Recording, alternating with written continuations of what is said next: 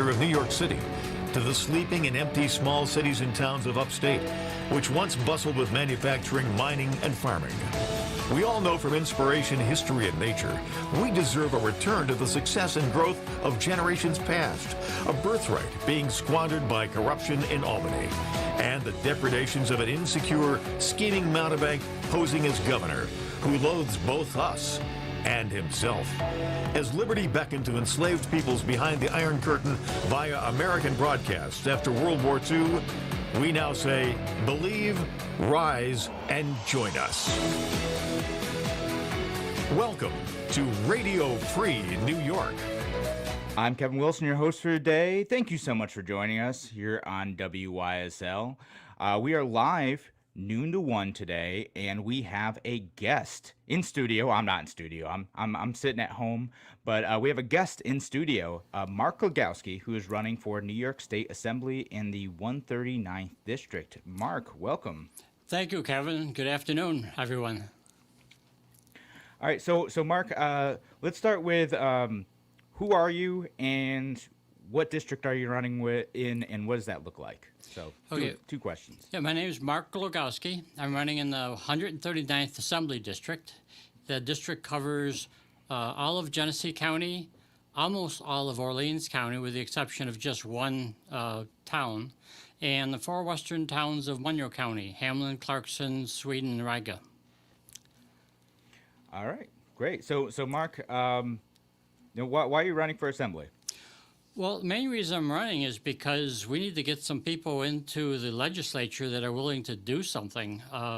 We're losing our liberties and our freedoms, and with what's happening now, the legislature actually gave away its power to legislate, which was an unconstitutional act on their part, and they don't seem to be able to get it back. Could you be more specific about that, just for anyone who doesn't know what happened with all that stuff? Well, there has been a movement to take and basically eliminate the third political parties. And that law was overturned by the New York State Supreme Court. And what happened was, when this coronavirus came along and the legislature decided that it was important that the governor be allowed to react quickly, they just gave him the power to legislate. So he used a tool, an unconstitutional tool that has been used many times in the past, which was just put legislation into the budget. And what he had done was basically put into the budget the same law that was struck as unconstitutional by the Supreme Court. And in that law, basically what they did was raise the requirements for third parties to become recognized, and even for third parties to get candidates on the ballot. They increased the requirements threefold. And in addition to raising the limits, what they put into that bill was basically a slush fund for the incumbents for their campaigns, and it'd be taxpayer paid. And so in 2 years... Campaign financing. Campaign is finance, what they'll say, yeah.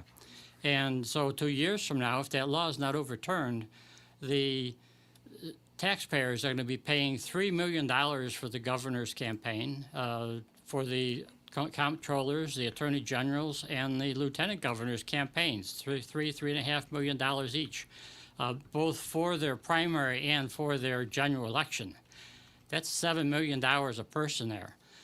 From the taxpayers. And then they've increased dramatically the amount of money that they were going to be giving the state senators and the assembly people. And what they did was they did not want the third parties to benefit from this slush fund. So they raised the stakes to try to eliminate them.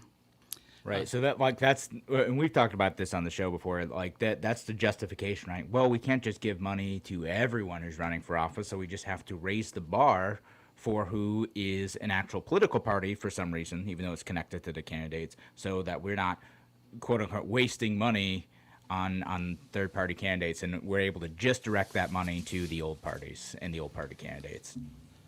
Right, and this is nothing more than an act of tyranny. And we, as I've been looking around the countryside, and especially in New York State, we have lots of acts of tyranny that we just take as our good government in action. And it's time people started realizing the tyranny that they live with. And that's one of my campaign purposes, is I want people to basically wake up to the fact that we are living with tyranny. It actually begins at the top of the scale with the income tax. The income tax is unconstitutional. The U.S. Supreme Court has said so very dramatically back in 1896. Mark, you and I have talked about this before, but we're on the radio. I have to say, I'm going to say that most people listening to this would be very confused by you saying the income tax is unconstitutional, because it's literally in the Constitution. It was a constitutional amendment following that Supreme Court decision. But that amendment itself, you say that? The amendment itself was unconstitutional. It wasn't passed properly, and there's a lot of controversy over how it was implemented.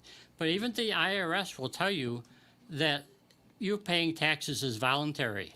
And the reason it's voluntary is because if you don't pay it, the only recourse for them is basically to throw you in jail, which is what they've done. Doesn't sound voluntary to me then. But they use the words, it's a voluntary payment to the government, because the IRS understands that it's unconstitutional. When they changed the Constitution and added the 16th Amendment to the Constitution, they did not change the clauses that say that there's only one direct tax. And that one direct tax is a tax on the states per person, which is why the 10-year annual census is so important, is because the states are supposed to be taxed based upon the population. And that's the only direct tax that's allowed in the Constitution. The U.S. Supreme Court said, look, because the 16th Amendment was ratified, it became the law of the land. The U.S. Supreme Court can't change the law of the land. Only the people, only a Congress with the consent of the people can change the law of the land. And every time they've said that, which is like 5 times for major laws, basically people just yawned and went back and watched a baseball game. And I think it's time for people to understand that that is the act of tyranny on a part of our government. Every penny you earn is basically yours, theoretically, but with the 16th Amendment in place, the government can take every penny, and you can't spend anything until they tell you how much you can keep. They tell you how you're supposed to spend it. They give you an allowance if you spend it properly. That's called the standard deduction. But if you don't spend it properly, they will take money away from you, which is what Obamacare is a perfect example. It's called a tax. Everybody was upset because it was called a tax, but that's what tax does. It takes money away from you. So I'm hoping people begin to realize that ever since the Civil War, with the implementation of the income tax to pay for the Civil War, it was only a 20-year tax, which is why the U.S. Supreme Court allowed it to go through without objection, was because it was a limited tax for a specific purpose. It ran out about 1880, early 1880s. For about 10 years, the Congress struggled with how they're going to bring in all this money that they used to be bringing in, but they're not anymore. And so in 1894, they passed an income tax. And in 1896, the U.S. Supreme Court said very clearly, income tax is unconstitutional. So what they did was they passed a bill. The Democrats and Republicans colluded. They passed a bill in 1909 that if they passed the income tax immediately, they would repeat the same sequence that they went through in 1894. So that what they did was they didn't pass a bill to implement a tax. They waited. They sent it out to the states, this unconstitutional bill that authorized the income tax, sent it out to the states for ratification. And when they thought they had enough, they just said it was ratified in 1913. They implemented the 16th Amendment. So you're saying that the U.S. government the states didn't properly ratify the 16th Amendment in 1913? That is the claim. The problem is there's nothing in the Constitution that says how they're supposed to be given the permission by the states, how it's supposed to be ratified by each state. So because there's nothing written, all they had to have was 2 senators come in and say, we agree that the state ratified this Constitution. Now, they were Democrat or Republican. And what they did was they threw the doors to tyranny wide open. The government now had all the resources it needed. The entire wealth of the nation was at its feet, just for the picking, and that's what Mark, they did. Look, we are coming up on a break in a couple minutes, but I'll just kind of end with this. Like, this is the income tax. I think you and I probably agree that we're not big fans of the income tax. We're not huge fans of that. I don't know that picking apart the constitutionality of the process of it getting passed is really a productive road to go down. But I think for sure we can talk about whether or not we should have an income tax, and probably not. And since you're running for state assembly, New York State has an income tax, and we could talk about that. Let's talk about that in the next segment. Again, we are joined by Mark Glogowski, candidate for 139th Assembly District here in New York State. He is the Libertarian candidate running for office. We'll be back in a couple minutes here on Radio Free New York. Talk to you soon.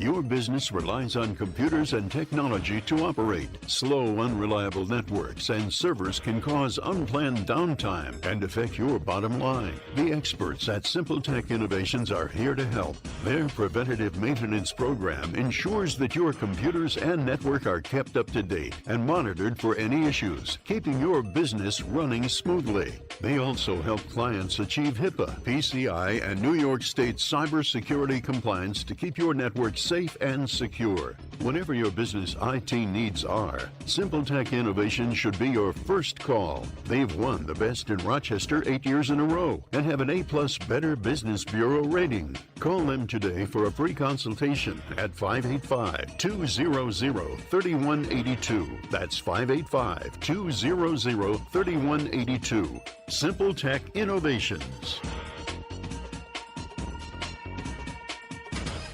Escape from the everyday to a getaway at Woodcliff Hotel and Spa. Woodcliff features elegantly appointed accommodations, creative cuisine, themed suites, full-service spa Elan, and is Rochester's best venue for outdoor wedding receptions overlooking the city skyline. Woodcliff Hotel and Spa, where the experience is extraordinary. Located in Fairport, call 585-381-4000 or visit woodcliffhotelspa.com. A reminder from Abate Monroe County. American bikers aim toward education. Distracted driving is dangerous, so pull over and eat. Don't try to read your mail and newspaper, and stay off your cell phone. Make a mental note to be more alert, making it a habit to expect the unexpected. Remember to look twice. Save a life. Train yourself to watch for motorcycles which are harder to see. Join Abate, and your family will be protected with a free $4,000 accident policy. Ride safe. Ride free. Ride often. Abate. If you ride with us. Google Abate Monroe County. Why do businesses choose to move their website from Wix and Squarespace to Simple Tech Innovations? Maybe it's their excellent customer service or attention to detail. Maybe it's their ability to give a truly customized solution. Or perhaps they just like the fact that Simple Tech is a local small business that builds great relationships with its clients. Whatever the reason may be, you can rest assured knowing that the local team at Simple Tech has your best interest in mind when building or updating your website. They're hands-on and love helping customers achieve their goals. But don't take my word for it. They've won the Best in Rochester 8 years in a row and have an A+ Better Business Bureau rating. If your website doesn't match your dreams or isn't achieving your goals, give the professionals at Simple Tech Innovations a call today for a consultation at 585-200-3182. That's 585-200-3182. Simple Tech Innovations. You're listening to Radio Free New York. Welcome back to Radio Free New York. I'm Kevin Wilson, your host for today. Thanks everyone for joining us, whether you're listening to us on WYSL, here noon to 1. If you want to call in and you want to ask Mark a question, give us a call, 585-346-3000. Of course, shout out to our friends on the line, WACK out in Newark and WENY, the Patriot down in the Southern Tier. Thank you all for listening. And thank you for listening online, too. Our friends on Facebook, YouTube, Twitter, all those. You guys rock. Thank you for listening, and thank you for commenting in and participating in the conversation. And I will say, before we move on and keep talking to Mark, Mark is running against Steve Hawley, who is the incumbent for that seat. And of course, if Mr. Hawley wants to come on the program and talk to him, I would love to talk to him. I've met Mr. Hawley a couple times. Seems like a very nice guy. We'll talk issues, and I think there's a few things that I'm sure concerns Mark has that he'll bring up today about Mr. Hawley's performance. We could talk about that later in the show, and I'll have some similar questions to him. But I'm happy to give him a platform to discuss the issues and make his case to the voters if he chooses. So if any of Mr. Hawley's supporters are listening, have him reach out. Love to have him on. So Mark, I had asked you before the break.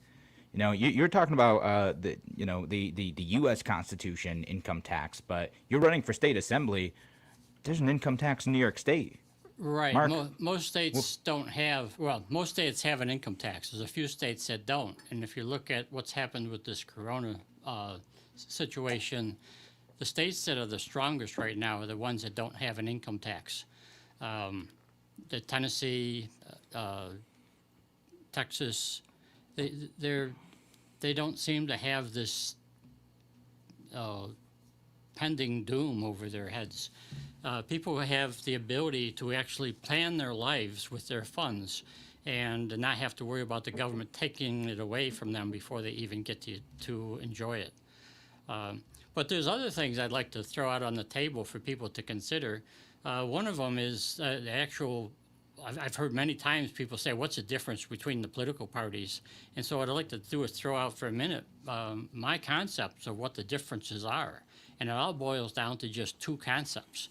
One of them is direction. People have heard politicians talk about direction. Jimmy Carter and Ronald Reagan, they were talking about direction all the time. And direction is nothing more than when you write a bill, who's going to make the decisions? So when it comes to you personally about direction, you basically ask yourself, who should be making the decisions concerning your health, wealth, and safety, and that of your family, you or the government? Because that literally splits the Democrat approach to government, direction for government, and the Republican approach or direction for government.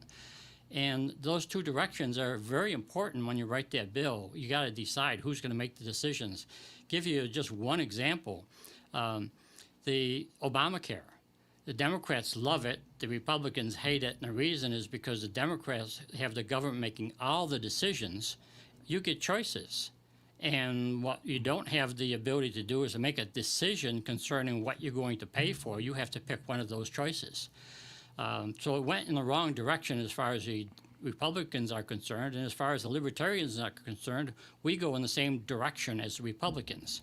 But the other concept... I'm not sure the Republicans do hate Obamacare that much. If they really hated it, they would have repealed it. Well, here's the problem. Obamacare has lots of controls. And this is where the Libertarians split with the Republicans, because what they did was when Trump got into office, for Obamacare what they did was add more choices for you, but they still kept in all the controls. The only thing that the House leader back then said he would be opposed to is he would be opposed to the mandatory nature of it, but not everything else. He would be opposed to the funding, the government payment, but other than that, all those controls and regulations, they love it. But basically, the approach to government is how you view other people. When you walk down the street and or into a carnival or a fair, the average person you bump into, are these basically good people that should be able to live their life any way they choose as long as they don't harm anybody? Or are these basically evil people, and we absolutely need laws, rules, regulations, regulatory agencies, and enforcement agencies to keep you and everyone else in check? If you're the latter of opinion, then you basically fit in the Republican Party because they want controls. They love controls. Homeland Security, the biggest regulatory agency in the world. Thank you, Republicans. The NDAA Act, the National Defense Administration Act, that allows government just to pick people up and hold them indefinitely without allowing them to see an attorney or telling anyone where they are. Thank you, Republicans. These are the types of controls they love.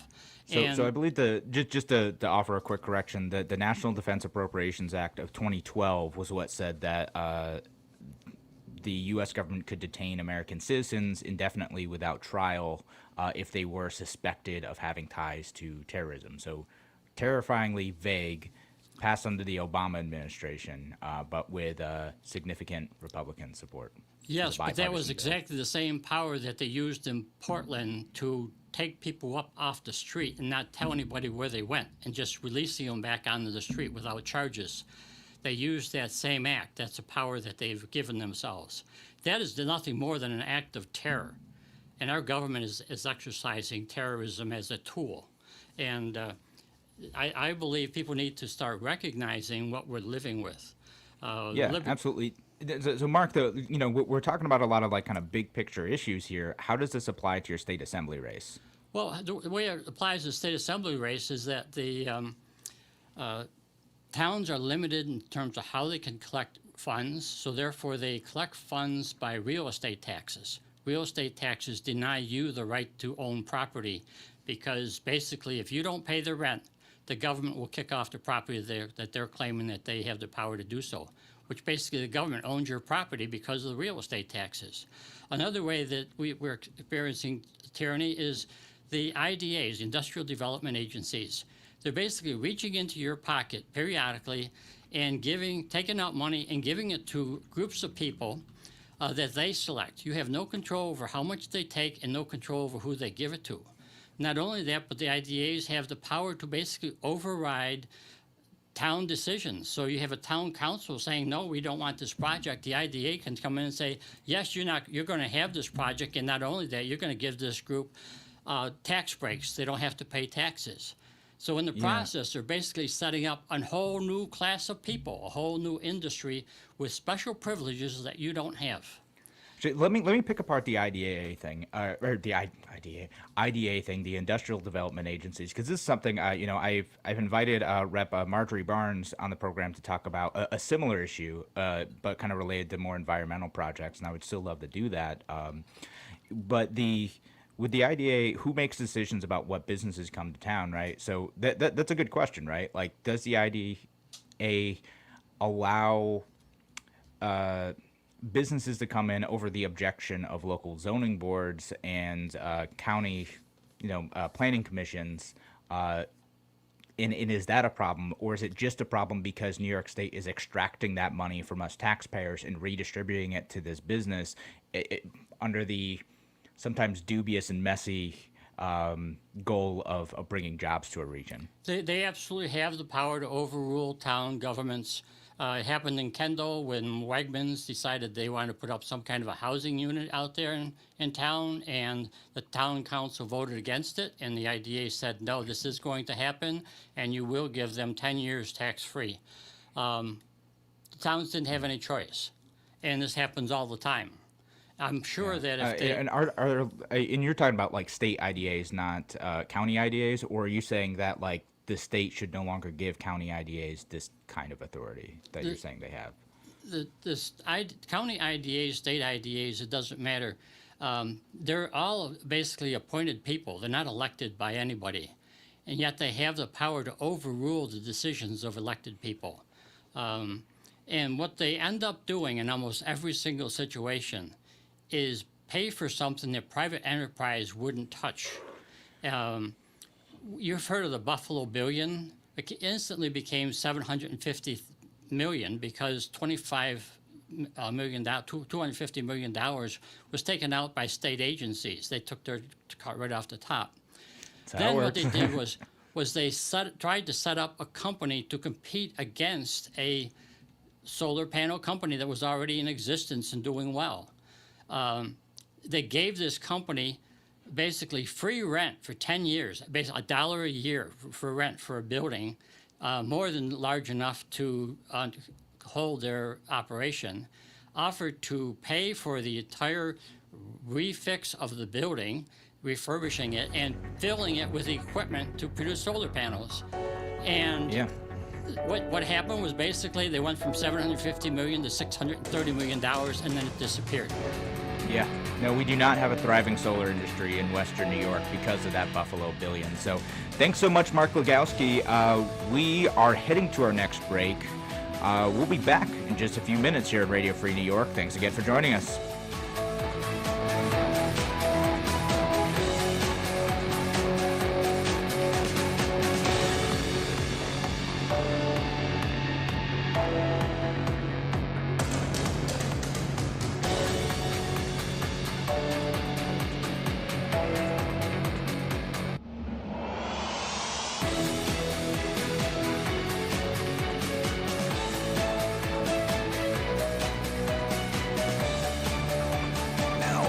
Twice the power. WYSL. More powerful FM 92.1, FM 95.5 West, and 1040 AM WYSL Avon Rochester. Here's the latest forecast from the News 10 NBC Weather Center for tonight.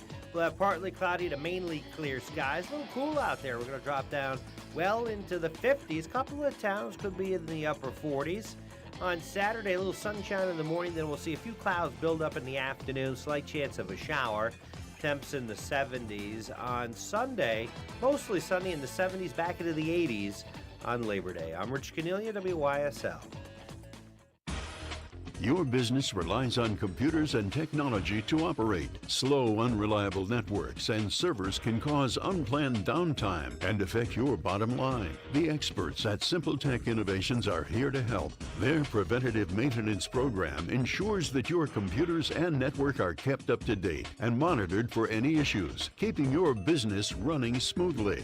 They also help clients achieve HIPAA, PCI, and New York State cybersecurity compliance to keep your network safe and secure. Whatever your business IT needs are, Simple Tech Innovations should be your first call. They've won the best in Rochester 8 years in a row and have an A+ Better Business Bureau rating. Call them today for a free consultation at 585-200-3182. That's 585-200-3182. Simple Tech Innovations. Hello, I'm Alan Ginsberg of the A.M. Ginsberg Advisory Group. Hope you're coping well with the changes we've all had to make in day-to-day living during these crazy times. So, now that you've done all your projects, cooked every new recipe you have, and made your YouTube videos, ask yourself, are your financial plans and investments working in today's world? Is your family secure if you die or become disabled? Are the wills you made 10 or 20 years ago still valid today? Now may be the time to evaluate where you are financially and review your estate planning as well. We're available for appointments by phone or Zoom meeting, or we can meet in my office with CDC compliant procedures. Please give us a call, 585-377-4720, or check out our website at amginsbergadvisorygroup.com. Securities offered through Securities America, Inc., member FINRA SIPC. Advisory services offered through Securities America Advisors, Inc., A.M. Ginsberg Advisory Group, and the Securities America companies are separate entities. There's a place in the village of Avon you and your critters will love. Whether they're big or small, whether they've got hair, fur, or feathers, Avon Feed fits every need. There's a full selection of pet foods for dogs and cats, bird feeders, suet, and dry shot boots and garden shoes. They've got grass and clover seed too. Check out our frequent flyer birdseed program. Buy 10 bags of birdseed, get the next bag free. Choose farm feeds and great equine products like Blue Seal and Neutrina, plus Poland drains. Everything for your pet, from feeding bowls to toys, leads, collars, and tie-outs. Avon Feed and Supply has what the big pet chain stores will never have. Tim Cole and his great knowledgeable staff. And if you think you'll save money at that pet superstore, well, think again. While you're at Avon Feed, don't forget the two-legged pets with River Rat Thousand Island cheese and great flavors, including hard-to-find mean and nasty, plus once again nut butters, Nunday mustards, Dan's garlic, and Rickles pickles. Open weekdays 9 to 6, Saturday 9 to 4. Avon Feed and Supply, West Main Street at the bottom of the hill, just west of the Circle. Mary Cariola Center leads the way in providing education and care to children and young adults with complex disabilities. The center relies on your donations to help provide these invaluable services. The annual Walking on Sunshine fundraiser is the center's biggest yearly event. Due to the COVID pandemic, the fundraiser will be virtual this year. Sunshine Weekend will take place September 18th through the 20th. A proud supporter of the Mary Cariola Center for nearly a decade, QCI Asset Management provides investment management and fiduciary consulting services to both individuals and companies. We encourage you to join us in supporting this wonderful cause. To register or donate, please visit marycariola.org/walk. Scotty's Detail Auto Body is open for collision, dents, paint, and detail needs. Remember, it's the collision shop of your choice when the need arises. Pickup and delivery available. Call 226-6120. Scotty's Detail Auto Body, Avon. Dispatch Custom Milling in East Rochester offers portable sawmill service. They'll turn your valuable logs into valuable lumber at your site. Up to 36 inches wide and 21 feet long. Serving the area for 7 years, visit dispatchcustommilling.com. In these challenging times, the solace of music is more important than ever. Fine audio equipment is vastly cheaper than drugs or therapy and much better for you. Phone Audio Renaissance at 334-7676 today. You're listening to Radio Free New York. Welcome back to Radio Free New York. I'm Kevin Wilson, your host for today, and I'm joined by Mark Glogowski, who is running for New York State Assembly in the 139th District. Mark, we were talking about IDAs before the break, and, I do want to keep things focused on state issues since you're running for a state assembly seat. Mm-hmm. There are some other issues related to the Buffalo Billion. Yes. Because now that we're down to $630 million, the question is, what happened to it? Where did it go? Did it just evaporate? Was it never real? And it turns out, for my understanding anyway, is that the state formed 2 state-owned corporations. They put the balance of the Buffalo Billions into those 2 corporations because now that it is in a corporation, it's considered private money and they don't have to account for it. I consider that absolutely horrendous.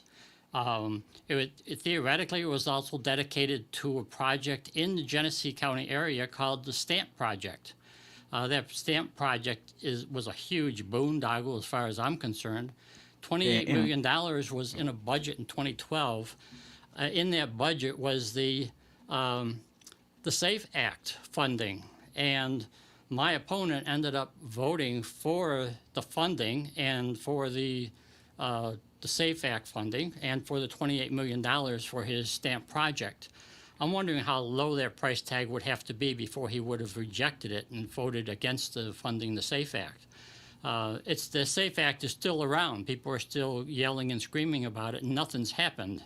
Other than parts of it are all being incorporated into other laws, so when they finally do get rid of the SAFE Act, it's just going to be lip service because everything's going to be implemented into a different bill. The $28 million ended up paying for a roughly 10 miles of sewer line going from Genesee County to Orleans County so that Orleans County sewer plant could handle industrial waste.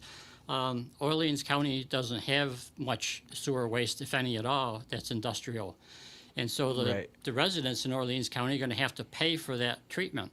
I'm just going to add some context because I'm sure the people who don't live in Genesee County have any idea what you're talking about. The Stamp Project, I know because I talked to you and I studied these issues. But the Stamp Project was like an industrial park, right? It was supposed to be a tech park. They were supposed to build it in Genesee County, in theory, because they would be able to pull talent from the metro populations of both the Rochester and the Buffalo area. But to your point, they had to build a lot of expensive infrastructure out to this tech park that just really isn't self-sustaining. Like, there's no other need for it in this community other than this tech park that hadn't yet attracted jobs to it.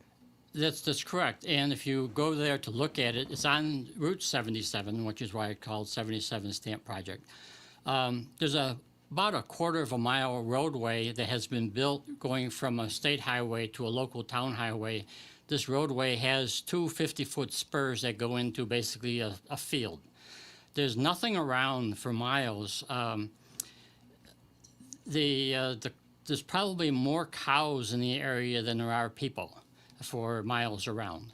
And the project itself, to think that professionals are going to travel 45 minutes to work from Buffalo and from Rochester in the middle of the winter is kind of an absurdity. So I don't know where they were going to get the employees from anyway for this project. But theoretically, the $28 million is supposed to basically create the footprint and have help. Well, it's been 8 years now, and there's not a single resident in the project at all. My opponent is very capable of bringing money into the area, but as far as follow-up and determining that we're getting our value for it, nothing. In some future program, I wouldn't mind talking about the $10 million check that was broadcast that they gave $10 million to the city of Buffalo. That whole process is a sham. It's nothing more than a ripoff for the taxpayers. There is no cash involved as far as I can tell, except for the $300,000 that was paid to create this boondoggle for the state. And it's all fraudulent in terms of, as best I can tell, in terms of industrial development. All for projects that the private enterprise will not put a penny into because it's not economically viable. So, I mean, let me just play devil's advocate on that, because I hear this a lot, and I'm sure your constituents will hear this sometimes too. Like, in the environment that New York State is in, overall, do we need this funding from the state or from local IDAs in order to bring jobs here at all? Would we not see any economic growth whatsoever if we didn't have subsidies for companies who are thinking about establishing headquarters in New York, but may also be looking at other states? Well, in every single situation, there are tax credits that are given to these companies where they don't have to pay certain taxes. And if they collect sales tax, they can keep the sales tax. And that is nothing more than a tyrannous act on the part of the government, because basically you're going to have to pick up the payment for the service that we're providing these people. And if that project, if that approach was viable, then why don't they just reduce the taxes for everyone? And then the people that are already in business could get a big splurt in resources, and they could develop their own businesses if that's the way they want to go to create jobs. I don't believe giving tax credits does anything other than to create a whole class of people and a class of companies that are benefiting from everyone else. So it's an elite class that doesn't have to pay taxes. I think that's wrong. I think we need to put an end to the whole process and just open up the free market and get the state to stop interfering with companies. Yeah, sure. It's cronyism, right? It's a government picking winner and loser. So your solution, just to clarify for our listeners, is that we need to look at how we tax businesses and individuals in New York State altogether, create a fair system that's transparent, easy to understand, and is a level playing field for everyone. So if you have a business idea, you should be able to get that off the ground if there's a viable market for it in New York State. That's right. If you were allowed to keep your money, save it, and then spend it when you're ready to spend it, the only legal tax, only constitutional tax for us is a sales tax. Everything else that's taxed, the way it's taxed, is just unconstitutional. And sales taxes can be very powerful, and we pay them willingly. Look when you go to the gas pump and you pay for your gasoline. Probably 65 to 70% of that gas price is taxes. And we don't squirm and worry about it. Probably because the companies are not allowed to post the taxes that are charged on gasoline any longer. They used to do that back in the 50s and 60s. You would see all the taxes listed, and then by the time you get down to where the price of a $1 gallon of the gas would be, the price of the gas would be 45 cents, 50 cents. And the rest of it was all taxes. And so they decided that they didn't want to get people upset when they buy gas all the time. So they basically told them they have to put a single price and don't list the taxes that are charged. I'm wondering how much of the variation that's going on in the price of gas these days is nothing more than tax that's input onto the gasoline, and they're not allowed to display the taxes that are being charged. So if we have a $28 trillion deficit and they want to pay it off, well, you just increase the price of gasoline. We'll blame the oil companies for it, when the oil companies, their cost doesn't vary that much. Their cost of processing, the cost of getting the oil out of the ground, even the cost of employment doesn't vary the way as the price of the gasoline is varying. So I'm wondering what the heck is going on in the background. And this is a state issue. I think the price of gasoline does vary because of market factors too. I mean, we saw a big drop in gasoline prices when consumer demand fell earlier this year to almost nothing, where we had barrels going for negative prices, which is wild. But it would be, I think that's a fair point about, like, how much do gas taxes contribute to the cost of your transportation, and how much of that makes sense, and does it actually go towards the things it's supposed to go towards? Allegedly, gas taxes are supposed to go towards fixing infrastructure. Well, we have a ton of infrastructure issues at the federal and state level, so either we have overbuilt, or they're pulling from those funds inappropriately to use elsewhere, or I don't know. But by having that transparency in discussing these fiscal issues is I think, to part of the point that you're trying to make, incredibly important. Well, the tax gasoline is no different than the way they treat interest rates. It's all variables controlled by the government. Right. I think we need to get the control of the government off of those things and go back to basic market pressures. Absolutely. All right. Well, thanks again, Mark Glogowski. So we got one more segment left with Mark after this. Thanks again for joining us here on Radio Free New York. We're going to be back in a couple minutes. Talk to you soon.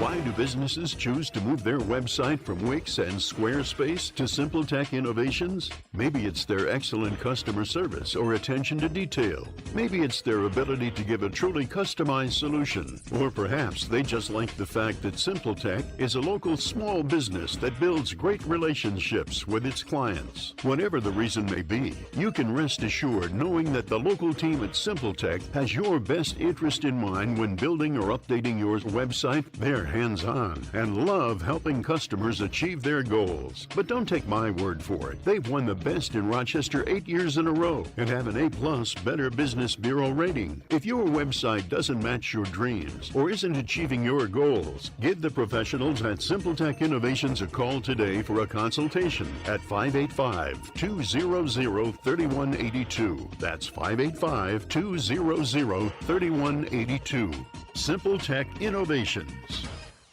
If you're looking to market and grow your business, make new business connections, and give back to the community in a meaningful way, consider joining the Greece Regional Chamber of Commerce. We're the largest suburban chamber in Monroe County, and we offer networking, education, marketing, insurance, and advocacy. You do not need to live or work in Greece to join. Our members come from throughout the region. In short, we're better together, and together, we're moving business forward. Visit greecechamber.org or call 585-227-7272 to join today.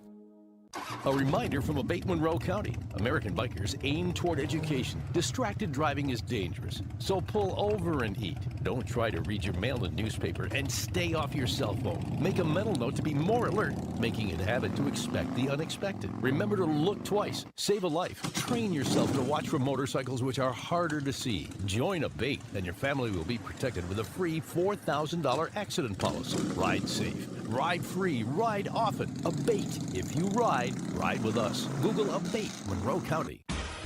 Your business relies on computers and technology to operate. Slow, unreliable networks and servers can cause unplanned downtime and affect your bottom line. The experts at SimpleTech Innovations are here to help. Their preventative maintenance program ensures that your computers and network are kept up to date and monitored for any issues, keeping your business running smoothly. They also help clients achieve HIPAA, PCI, and New York State cybersecurity compliance to keep your network safe and secure. Whatever your business IT needs are, SimpleTech Innovations should be your first call. They've won the best in Rochester 8 years in a row and have an A+ Better Business Bureau rating. Call them today for a free consultation at 585-200-3182. That's 585-200-3182. SimpleTech Innovations.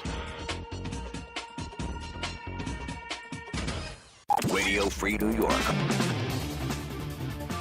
Welcome back to Radio Free New York. I'm Kevin Wilson, your host for today, joined by Mark Glogowski, candidate for New York State Assembly, the 139th District. He's running against Steve Hawley. And again, if Mr. Hawley wants to go on the show, happy to have him on. But Mark, I'm gonna ask you a couple other questions I think maybe voters might have on your mind. Thanks for sharing everything, your thoughts on the IDAs and everything. And we're getting good comments about that, and if we get to them, I will. From Garrett, from Mark Patora, who I know is out in Genesee County, Matthew, and Nolan. Thank you all for listening and participating in this discussion. I appreciate it.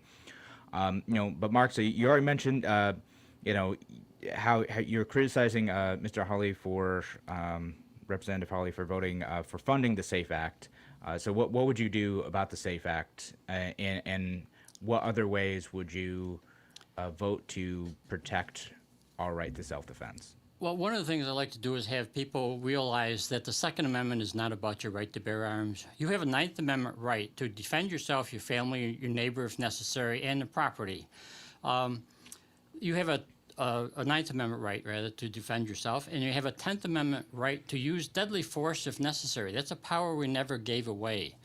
The Second Amendment, if you read the 10th Amendment carefully, the Second Amendment is a prohibition on the states. They're prohibited from infringing on your right to bear arms because that denies you the right to defend yourself. And so the situation I'm in right now is I refuse to get a license or a permit because I don't want to give the state acknowledge the state has the authority to infringe on the Second Amendment. But at the same time, I don't want to become a criminal either.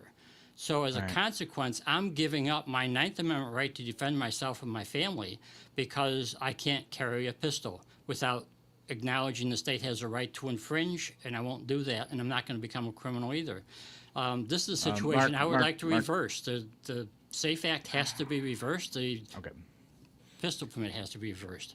Okay, that's what I was going to get to. It's like, I got to bring you back down to earth a little bit, man. Okay. Like, I barely know what you're talking about with the Ninth Amendment, 10th Amendment stuff. I know it's important, and I agree with you on the Second Amendment stuff, where, like, yeah, it doesn't give you the right to bear arms. It prevents the government from taking away that right. That's right, but because of the way we're viewing it, we're looking in the wrong direction for enforcement. And I think we need to change that. But the other things, in terms of violating the Constitution, the assembly district itself, according to the New York State Constitution, should be one assembly person per county. My opponent is out there trying to promote this Divide New York. He's actually sponsored a resolution to have a referendum on the ballot in December to divide New York. Do you want to do that? It's absolutely asinine. What makes anyone think that if we change the Constitution to split the New York State up into two separate autonomous regions, that anyone's going to pay attention to the Constitution anyway if they're not paying attention to it now?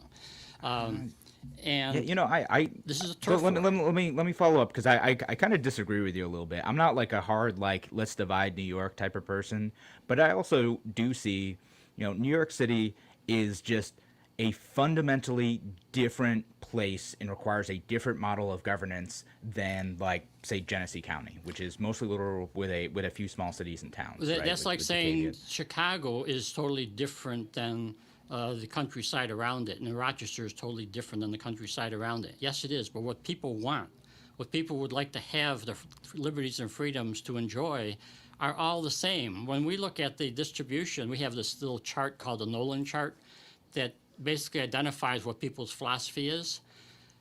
We see huge differences between cities and the countryside between the Democrat and Republican. You go in the city and the Nolan chart's almost all Democrat with libertarians.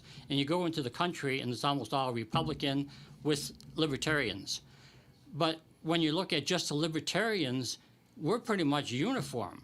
It's a feud between the Democrats and Republicans. It's a turf war.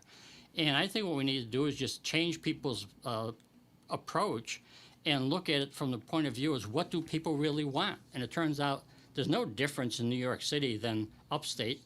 And I was able to actually verify that when I became the chairman of the Libertarian Party back in 2015. The animosities disappeared when I had people begin focusing on libertarian principles rather than the Democrat and Republican principles that we were focused on for the last 43 years. And people want a libertarian society. We were able to double the size of the party in 3 years' time, when if we followed the previous course, it would be over 100 years before we even got close to doubling. And I think what we need to do is have people sit back and say, well, what is politics about?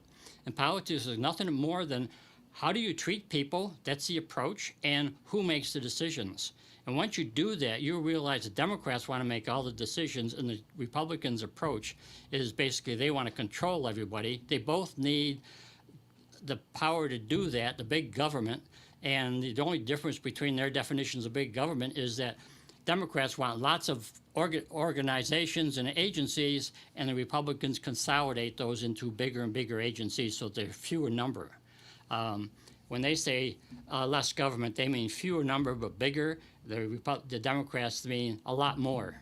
And the Libertarians, we would just like to transfer the responsibility for the problems in society back to the people and empower the people to use the funds that they collect to address those powers. All right. No, I think that's a good overview there. So thank you. Keeping it focused on, the different regions and needs of the state are less important than focusing on bringing back individual liberty. So because we only have a couple minutes left, Mark, are there any other issues that you would like to see if you were elected, in November this year, and you're serving in the New York State Assembly in 2021? What other issues would you like to see come to the forefront, or what would you like to accomplish if you're able to accomplish a couple more other policy goals besides what we've talked about today? What would you like to see? Well, there's a whole bunch of issues. I've been posting them on my website, www.glogowski4assembly.com. And the issues like the immigration, it is a state issue. The state has a right to determine who is a resident of the state. Every resident does not have to be a U.S. citizen, but according to the national approach, every person in the country has to be a citizen or have special permission from the government. And the question is, which government? And we should be changing our laws to allow our residents that are not U.S. citizens to be able to vote. I mean, this is one of the reasons we actually revolted, was the right to be representative when you live in the country. And we have a lot of people living here that are not U.S. citizens yet. I would like to change the entire approach to that. What we do now is we draw an imaginary line called the border, and if a person steps across it and they didn't get permission first, they're instantly a criminal. So that means that we're adopting the approach to travel that you're not allowed to travel unless you have permission. Well, I thought as free people we had the right to travel wherever we wanted. And so the immigration is a state's issue as well as it is a national issue. And I would like to change our laws so that we start respecting people. It makes no sense to, when people come over and they want to work and they want to earn a living and have a better way of life, to throw the employers into jail and to fine the employers of these people. When basically we need these helpers, these workers. In New York City, they're basically physically blocking INS agents from rounding people up. People just stand in the way. They won't let them get out. Hundreds of them around a single agent just so that they won't take a person away. All right, Mark, we only got a minute left, and I hear you too on that. Like if employers want to have a voluntary relationship with someone who's not a U.S. citizen, they want to bring them over to work. Like why shouldn't they? Why should they be prevented from having that? And it's an incredibly important issue in your district with agricultural workers. Absolutely. Now, since we only have a few seconds left, again, tell people how to spell your name. First of all, if you're going to tell people to send them to Glogowski for Assembly, how do you spell Glogowski, Mark? Yeah, Glogowski. All right. Yeah, Glogowski. Right. That's how you spell it. And where else can people find you, Mark? They can find me on Facebook, Glogowski for Assembly, 3 separate words. And I have a Twitter account that I almost never use. So. All right. Well, all right. So GlogowskiForAssembly.com. Thank you, Mark, for coming on Radio Free New York today and having a discussion with us. Okay. Thank you, Kevin. I enjoyed being here. All right. Thanks, everyone. We'll be back next week.